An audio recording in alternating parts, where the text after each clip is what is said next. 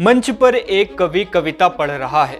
अचानक उसे प्यास लगती है और अगले ही पल उत्तर प्रदेश का डिप्टी सीएम खुद पानी की बोतल लेकर दौड़ता हुआ पहुंच जाता है। ये कोई फिल्मी सीन नहीं, बल्कि लखनऊ में रविवार को हुए एक बड़े कार्यक्रम की सच्ची तस्वीर है। और ये सिर्फ शुरुआत है। इस वीडियो में मैं आपको बताऊंगा कि आखिर क्यों पूरा उत्तर प्रदेश एक शख्सियत को याद कर रहा था।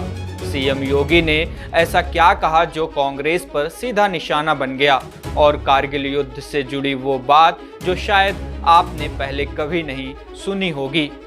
चलिए शुरू करते हैं पूरी कहानी। रविवार का दिन यानी 16 अगस्त 2026।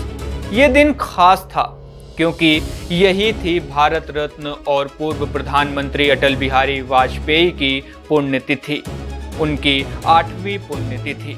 इस मौके पर लखनऊ में 2 बड़े आयोजन हुए। पहला, सुबह के वक्त मुख्यमंत्री योगी आदित्यनाथ लोक भवन पहुंचे, जहां अटल जी की प्रतिमा है।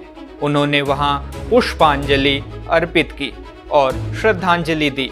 दूसरा, शाम को केजीएमयू में मौजूद Atal Bihari Vajpayee scientific convention centre में अटल स्मृति संध्या का नाम का एक भव्य कार्यक्रम रखा गया।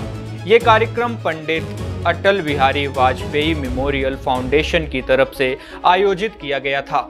अब यहीं से शुरू होती है असली कहानी। शाम के कार्यक्रम में मुख्यमंत्री योगी आदित्यनाथ मुख्य अतिथि के तौर पर मौजूद थे। उन्होंने दीप जलाकर कार्यक्रम की शुरुआत की और अटल वाणी नाम की एक ई बुक भी लॉन्च की।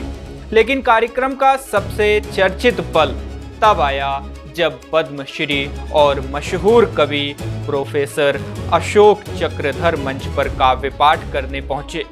उन्होंने एक बेहद भावुक कविता पढ़ी। दिल की इस धड़कन में दोनों की साझेदारी है, आधी सांस हमारी इसमें, आधी सांस तुम्हारी है। कविता पढ़ते पढ़ते उन्हें प्यास लगी।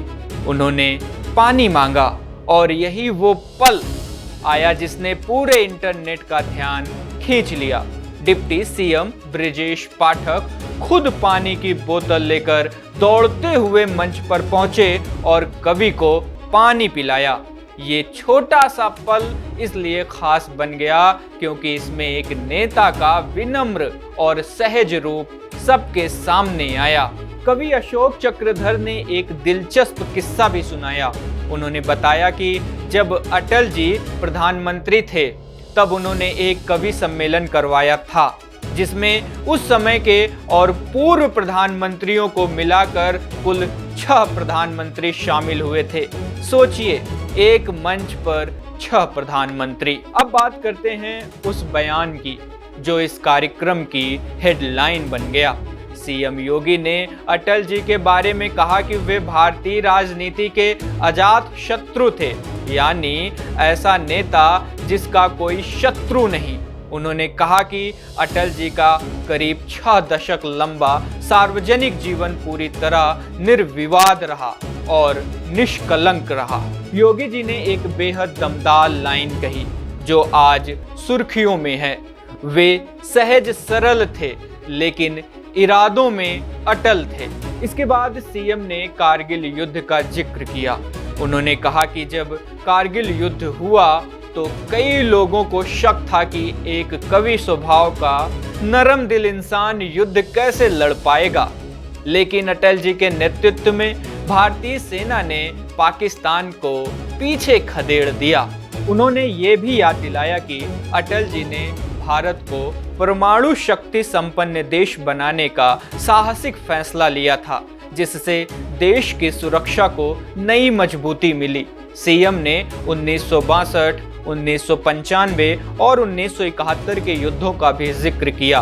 उन्होंने कहा कि उस दौर में अटल जी विपक्ष में होते हुए भी सरकार को कटघरे में खड़ा करने की बजाय एक जिम्मेदार सांसद की तरह सरकार के साथ खड़े रहे ताकि राष्ट्रीय सुरक्षा कमजोर ना हो पड़े। और फिर आई वो बात जो राजनीतिक हलकों में हलचल मचा गई।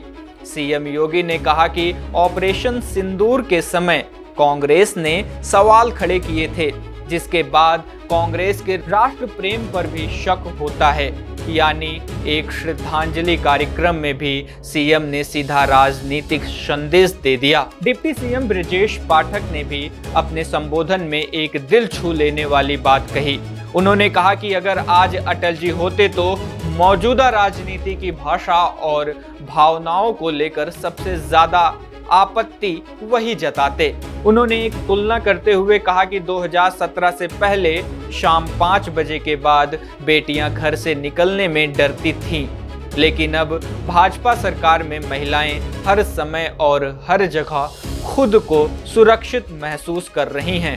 ये बयान सीधे तौर पर कानून व्यवस्था के मुद्दों को अटल जी की श्रद्धांजलि से जोड़ता है और यही वजह है कि ये बयान भी काफी चर्चा में रहा। सुबह के कार्यक्रम में लोक भवन में सीएम योगी ने अटल जी के पूरे राजनीतिक सफर को याद किया। सांसद से लेकर विदेश मंत्री, नेता प्रतिपक्ष, जनसंघ और भाजपा के राष्ट्रीय अध्यक्ष और आखिर में प्रधानमंत्री, हर भूमिका में अटल जी के लिए राष्ट्र हमेशा सबसे पहले रहा। सीएम ने याद दिलाया कि अटल जी ने अपने सार्वजनिक जीवन की शुरुआत डॉक्टर श्यामा प्रसाद मुखर्जी के नेतृत्व में कश्मीर में धारा 370 के विरोध में सत्याग्रह से की थी और आपातकाल के दौर में भी वे लोकतंत्र की बहाली के आंदोलन में सक्रिय रहे।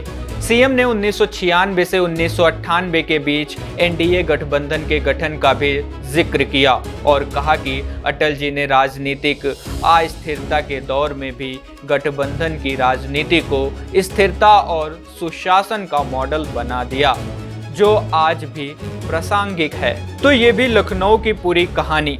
एक तरफ कवि को पानी पिलाने का इंसानी पल और दूसरी तरफ सीएम योगी और डिप्टी सीएम ब्रजेश पाठक के तीखे राजनीतिक बयान। आपको इस कार्यक्रम में सबसे ज्यादा किस बात ने छुआ? डिप्टी सीएम का वो पानी पिलाने वाला पल या सीएम योगी का कारगिल और कांग्रेस पर दिया गया बयान? कमेंट में जरूर बताएं। अगर आपको ये वीडियो पसंद आया हो तो लाइक करें, चैनल को सब्सक्राइब करना ना भूलें और ऐसे ही ताज़ा और गहराई से जुड़ी खबरों के लिए बेल आइकन दबा लें। मिलते हैं अगली वीडियो में, तब तक के लिए नमस्कार।